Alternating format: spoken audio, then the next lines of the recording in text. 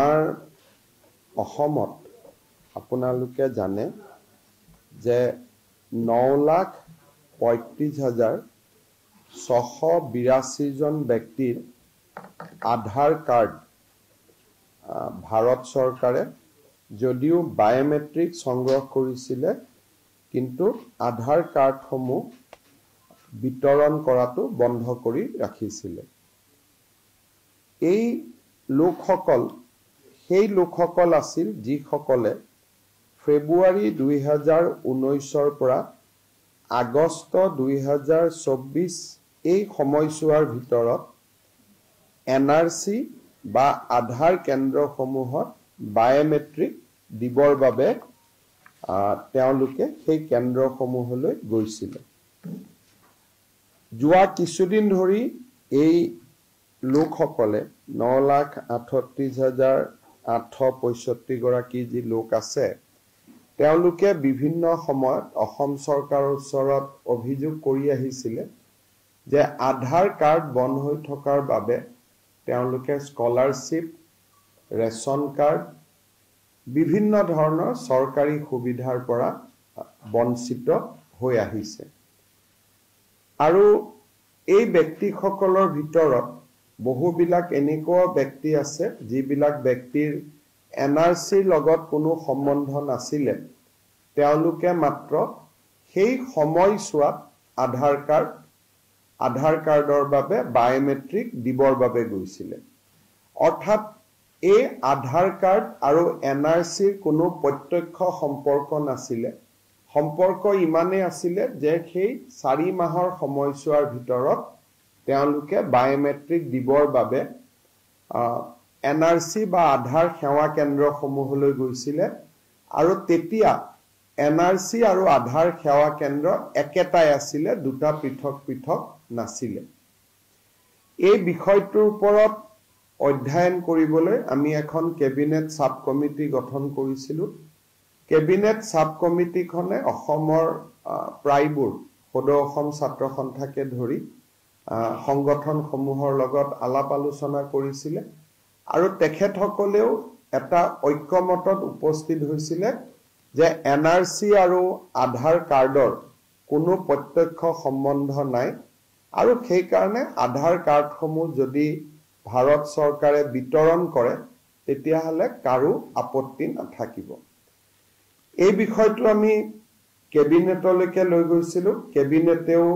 Cabinet sub কমিটিটোৰ যিটো ফাইণ্ডিংছ আছিলে তাক তেখেতসকলে কেবিনেটেও সমৰ্থন কৰিছিলে আৰু ভাৰত চৰকাৰৰ লগত এই বিষয়ে আমি যোৱা 2 বছৰ ধৰি যোগাযোগ কৰি আছিলোঁ যে আধাৰ কাৰ্ডখিনি খুলি দিব লাগে। মানুহৰ ৰেচন কাৰ্ডৰ পৰা স্কলাৰশ্বিপ বিভিন্ন ক্ষেত্ৰত অসুবিধা হৈছে। 29/7/2024 তাৰিখে আমি অসম চৰকাৰে ভাৰত চৰকাৰে আমাক অনুৰোধ কৰে যে অসম চৰকাৰে এটা আনুষ্ঠানিকভাৱে ভাৰত চৰকাৰক গোটেই বিষয়টো জনাব লাগে। আমি ভাৰত চৰকাৰক 19/7/2024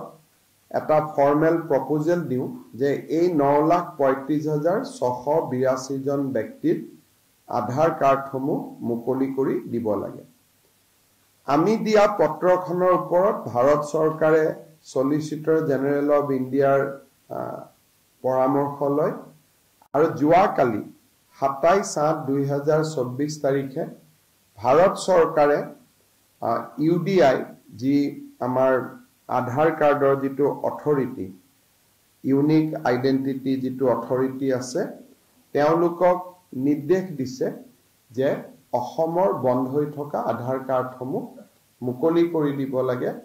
আৰু যাৰ আধাৰ কাৰ্ডৰ যোন যোগ্য ব্যক্তি যাৰ পৰা আমি বায়োমেট্ৰিক সেই সময়ত লৈছিলোঁ, এই 9,35,682 গৰাকী ব্যক্তিক আধাৰ কাৰ্ডসমূহ উভতাই দিব লাগে আৰু তেওঁলোকক আধাৰ কাৰ্ড লোৱাত যি বাধা আছিল সেই বাধা ভাৰত চৰকাৰে আনুষ্ঠানিকভাৱে প্ৰত্যাহাৰ কৰিছে। ইয়াৰ ফলত এতিয়া অসমত এই এটা বহুদিনৰ যিটো এটা ইস্যু পুঞ্জীভূত হৈ আছিলে 9,35,682 গৰাকী ব্যক্তিৰ তেওঁলোকৰ আধাৰ কাৰ্ড পোৱা পথ প্ৰশস্ত হ'ল আৰু মই ভাবো যে অহা 15 দিন এমাহৰ পৰা ভিতৰৰ পৰা তেওঁলোকে নিজৰ নিজৰ আধাৰ কেন্দ্ৰত গৈ আধাৰসমূহ সংগ্ৰহ কৰিব পাৰিব য'ত তেওঁলোকে বায়োমেট্ৰিক্স দিছিলে বা ইউডিআই কৰ্তৃপক্ষই বেলেগ ব্যৱস্থাও কৰিব পাৰে যে তেওঁলোকে ক'ত গৈ আধাৰ কাৰ্ডখিনি সংগ্ৰহ কৰি লাগিব কিন্তু ভাৰত চৰকাৰে ইতিমধ্যে যিহেতু আগৰ যিটো নিষেধাজ্ঞা সেইটো তেওঁলোকে প্ৰত্যাহাৰ কৰিছে আৰু এতিয়া আধাৰ কাৰ্ড পোৱাৰ পথ সকলোৰে প্ৰশস্ত হ'ল এটা বহুদিনীয়া এটা যিটো ইস্যু আছিলে সেইটো আনুষ্ঠানিকভাৱে ৰিজলভ হ'ল বুলি মই আশা কৰিছোঁ